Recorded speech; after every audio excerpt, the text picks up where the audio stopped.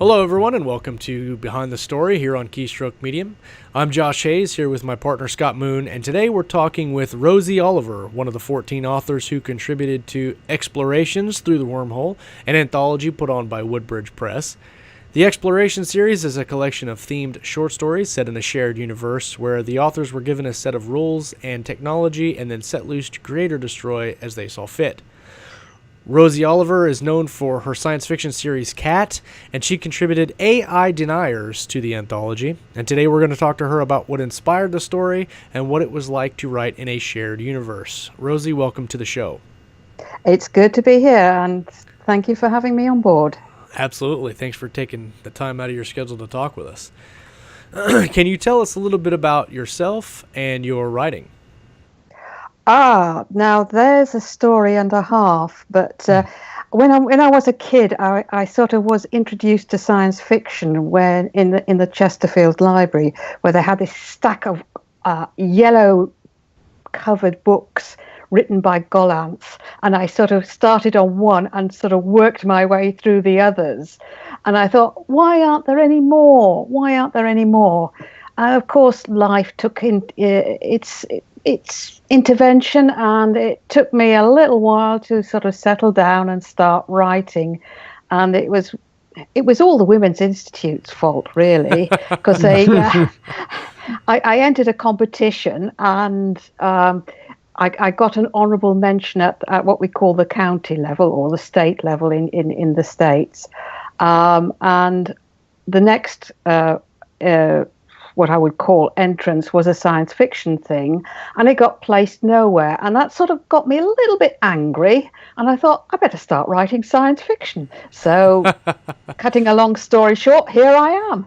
Very cool. And I've been fortunate enough, more by accident than anything else, to have had a chance to do the MA Creative Writing course at Bath Spa University, which was tear out hair time. They pushed you in every way and which way. And what struck me was that I thought I was good at imagination. By the time they finished with me, I was really good. Yeah, that can be a really rewarding experience working with in a classroom environment like that. Oh, it absolutely was. And I can't thank my co-students enough, and certainly my tutors, for the patience that they had with me and having to deal with my sort of little quirky ways, shall I say. That's what makes all the stories great, are all the little quirky ways. Can you tell us a little bit about your short story, AI Deniers? Yeah, well, Nathan put out a call for stories, and I thought, well, maybe I ought to have a go, because I was having a little break in my cat novel. And he gave me this long list of things that kept on happening in this universe. And because of my creative writing novel, which I did at Bath Spa, I was trying to understand the impact of the environment on the human. And with all these things that Nathan came up with, I was sort of thinking, what? This kind of thing will have an impact on that. How do you talk to animals? How do you deal with the AIs and things like that? And I was trying to do my system engineering thing and trying to do the mix and match. And I got to tearing my hair out, literally. It was sort of frizzing and going all over the face. So I thought, wait a minute, this could be the story. And that's how I got to the story in the sense. But as an add-on, I actually put on in there a place called Beamish Museum, which is a real museum that exists in the north of England, which I had the privilege of visiting quite a few years ago. Mm-hmm. And it sort of gave to me the message of what we are in the future is what we have been in the past. It sort of follows through from the past to the future. I'm trying to build this personality and story from all the bits together as they happen were just mind-boggling. Can you tell us a little bit about the characters and not giving anything away, but kind of the story that you decided to tell? Well, I had this lady astronaut, and she suddenly found herself down the wormhole, and she found herself in the future. And from there, she sort of, she moved to the moon, to Callisto, which is a moon around Jupiter. And as you can imagine, the shock was too much. And when she turns round to find her rescuer is more like a fish than a human being, that was just too much for her. And she just went into shock. I only hope that Cat, my little robo cat, doesn't find out I've actually put a ginger pussy cat in one of the scenes. He'll get very, very jealous. Yes, we can't have that. No feline envy here. Yeah. Oh, definitely not. I probably should skip back. I meant to ask you before we started talking about the short story about your novel Cat, and that's it's CAT, like an acronym. Yeah. Can you tell us a little bit about your book? Okay, it's set around Neptune, and just to show you how zany I am, I actually at one time did this. Can you see this cross stitch of Neptune? Oh yeah. Uh-huh. Oh yeah. Just to sort of give me a sort of feel for it, and he sort of developed as a self-learner, and I had, well, he sort of goes on adventures with Commander Zachman, and they've got these bandits, and it's a good old shootout. But I'm not going to give too much of the novel away because although the 3 stories that are published are adventure stories with shootouts, with bandits and various naughty people, he continues to develop his self-learning capabilities to the point where he gets very, very sophisticated and then sort of starts organizing Commander Zachman, and in the end sort of just, but not quite, takes over the universe. You know what I mean? Very good. Almost there. Just a little bit more for total universal domination. Oh, yeah, absolutely. Our self-learning RoboCat. Which is probably number 1 on everybody's to-do list. Check. Right. Take control of the universe. Take control of the universe. Absolutely. Can you tell us a little bit about what your writing process is like? Are you more of a discovery writer, or do you plot out your stories? Okay. I think I need to take a step back here because, as I said, I'm a systems engineer, and I tend to work with techie stuff. And I've got this theory about how to invent things in systems terms, and it's sort of 4 different mechanisms, and I can pick on these mechanisms to invent things. And when I get an idea that sort of sings to me after I've been through this process, that's the one I run with. That's the one I try to put the characters around. That's the one I try to get a story involved in. And it's quite fascinating, actually. It's the previous story I had published was about how you can use the internet to possibly kill people. Yeah, gruesome. And it's just sort of an idea that came to me, and I thought, let's develop this a little bit further and added in the human persuasion side of things. That's just how things happen. This wasn't the first idea you had for the short story. It just kind of evolved out of a different list of ideas. Yes, absolutely. But it was the fact that I was struggling with what Nathan had given me in all the different guises, and trying to put it all together into what I call a systems whole that sort of said, let's have the protagonist try to sort this out.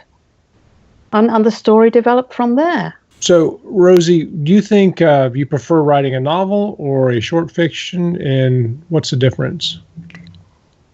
That's a long question. A short story to me is more of an idea in which you try to expound the idea.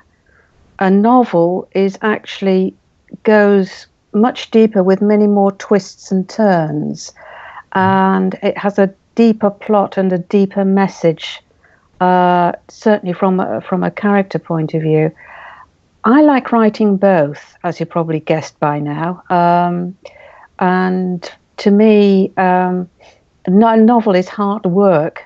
And the only thing that puts me off is the amount of time I have to spend on it. Otherwise, Right. I'd be writing novels like 10 to the dozen. Yeah. Right.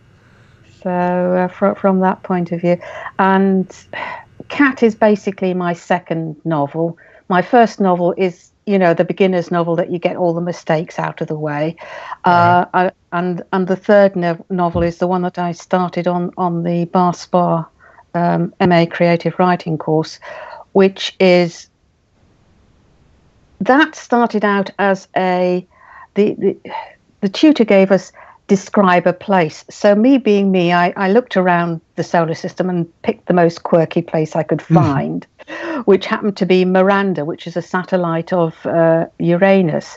And it's got these deep chevrons, these large deep chevrons all over the place, which sort of make it stand out. And I sort of started writing about that, thinking, it was only a descriptive piece. And yeah, the actual descriptive piece was rubbish, and it just went, wait a minute, there's something more here. There's something ringing towards me. And it just sort of drew me into it. And from there, the ideas kept on flowing to the point where once I did the research, I actually managed on Miranda in a vacuum to actually start a fire from the natural resources by spontaneous combustion with the right stuff around. Nice. So in a survival piece, if you had a survival piece, that would be a very useful skill. I'm sure it's quite cold on Miranda.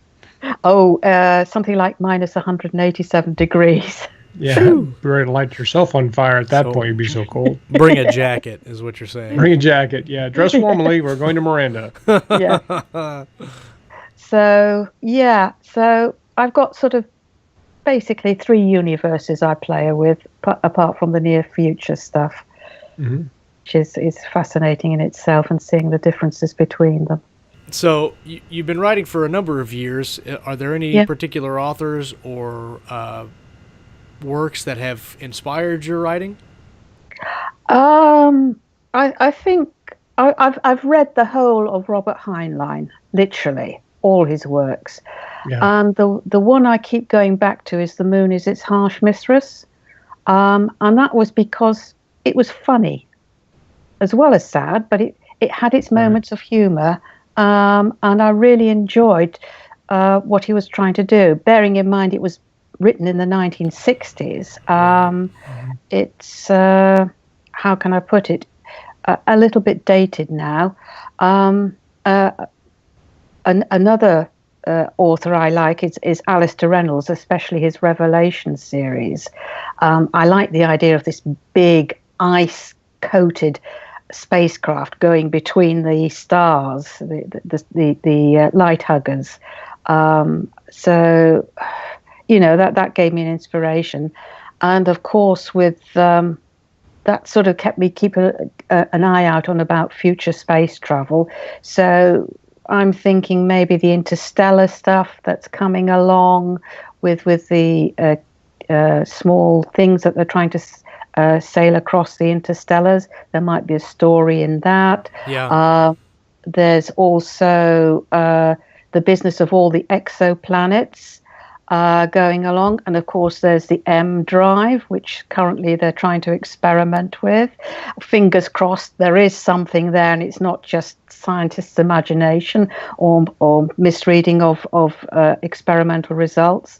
It's just a kind of a fascinating world for me. Yeah, and I'm sure it must be fascinating for other people. Oh, I love science fiction. Oh, so do I. And the trouble is, I can overdo it with imagination. I can put too many weird ideas together, and it collapses in a heap of spaghetti. I may have also gone to the spaghetti collapse a couple of times. Where can readers find your books and stories?